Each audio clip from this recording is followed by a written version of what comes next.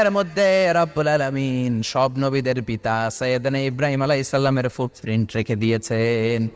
ওয়াত্তাখিযু মিন মাকামি ইব্রাহিম মুসাল্লা, সাইয়েদনা ইব্রাহিমের দাঁড়ানোর জায়গায় তোমরা নামাজের জায়গা করে নাও। আল্লাহু আকবার। সাইয়েদনা ইব্রাহিম আলাইহিস সালামের পায়ের ছাপ আছে কিন্তু মাকাম ইব্রাহিম, আর সাইয়েদনা আদম আলাইহিস সালামের পায়ের ছাপ আছে অ্যাডামস পিকে, শ্রীলঙ্কার ওই পাহাড়ে। তো যেদিন আদম আলাইহিস সালামকে আল্লাহ ওখানে পাঠিয়ে দিয়েছিলেন ওই দিনটা ছিল জুমার দিন। সুবহানাল্লাহ নাই?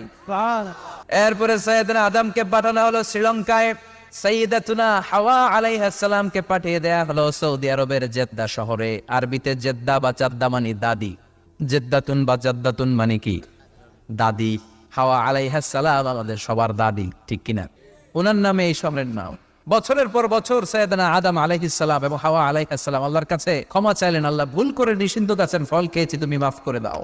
আল্লাহ বললেন, আদম কয়েকটা কালিমা শিখিয়ে দেব, এই কালিমাগুলোর পরে আমার কাছে দোয়া করো, আমি কবুল করে নিব। আল্লাহু আকবার। আল্লাহ শিখিয়ে দিলেন আর বললেন, আদম পড়ো, রাব্বানা যালামনা আনফুসানা ওয়া ইন লাম তাগফির লানা ওয়া তারহামনা লানাকুনান্না মিনাল খাসিরিন। ও আল্লাহ, জুলুম করেছি নফসের উপর, ভুল করেছি, অন্যায় করেছি, আপনি যদি ক্ষমা না করে দেন আমরা শেষ হয়ে যাব, আমরা হালাক হয়ে যাব, ক্ষতিগ্রস্তদের মধ্যে শামিল হয়ে যাব, ঠিক কিনা? আল্লাহ সাইয়েদনা আদম আলাইহিস সালামের তওবা কবুল করলেন। ওনার কাজ হচ্ছে তওবা কবুল করা।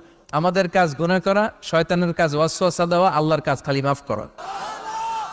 তার মানে আদম সৃষ্টি হলো জুমার দিনে, দুনিয়ায় নামিয়ে দেওয়া হলো জুমার দিনে, তওবা কবুল করে নেওয়া হলো জুমার দিনে, রূহ কবজ করা হলো জুমার দিনে, আবার কিয়ামত সংগঠিত হবে জুমার দিনে। পড়েন সুবহানাল্লাহ।